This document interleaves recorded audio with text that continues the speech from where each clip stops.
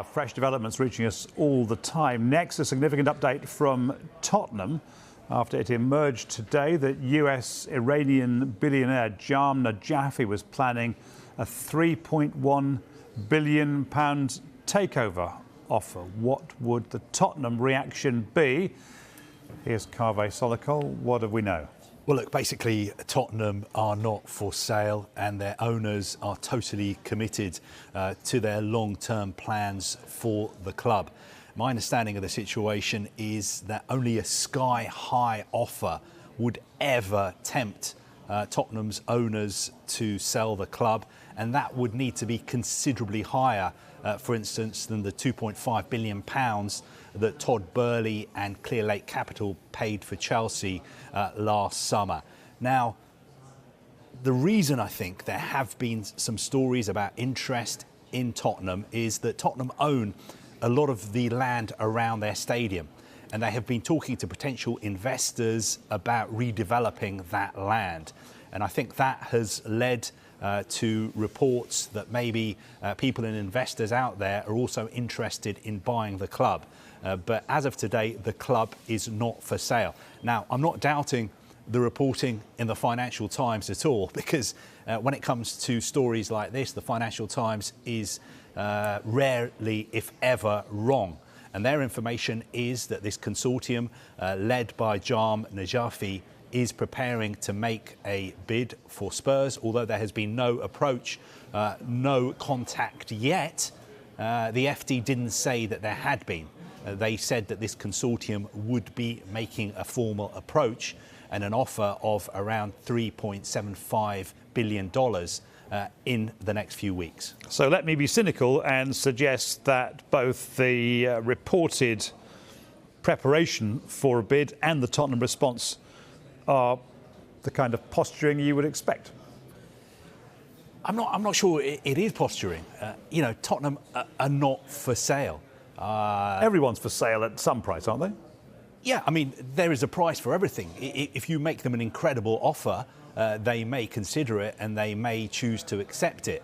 But they are not available for sale in the same way as, for instance, we know that Manchester United are effectively up for sale, all the way Chelsea were up for sale last summer. But you are right, everything has its price.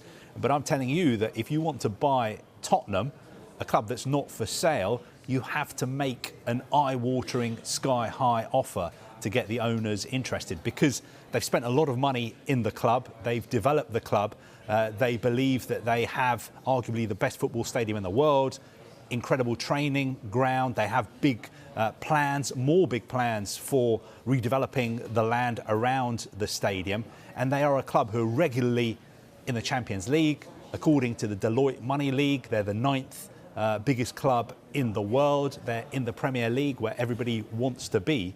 So the owners don't want to sell the club at the moment. Of course, that doesn't stop investors, be they from the US, be they from the Gulf, putting together plans and putting together consortiums to try and test the resolve of Tottenham's owners. If you were a Tottenham fan, you might think, if I could get somebody with mega money to take over, then talk about, say, Harry Kane leaving at the end of the season might go away a little bit.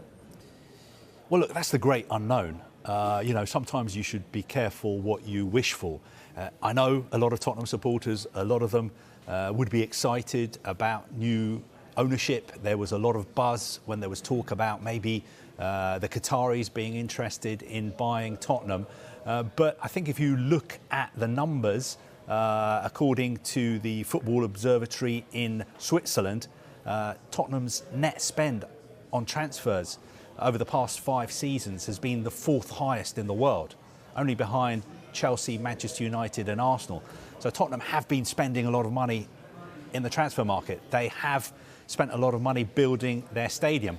But I understand the fans want more. They want trophies. They want Harry Kane to sign a new contract. They want Antonio Conte's future to be sorted out. You've always got to ask yourself, why do these people want to buy my club? Is it because they're Tottenham supporters, or is it because they want to make money? And how much more money would they spend on players and wages? I think a lot of football fans are very, very smart, and they're always very wary and cautious, but at the same time, sometimes excited when people they know nothing about come in and try and buy their clubs. And either way, we should distinguish between the situation at Manchester United and Liverpool and that at Tottenham, because they're open to investment and Tottenham say they're not.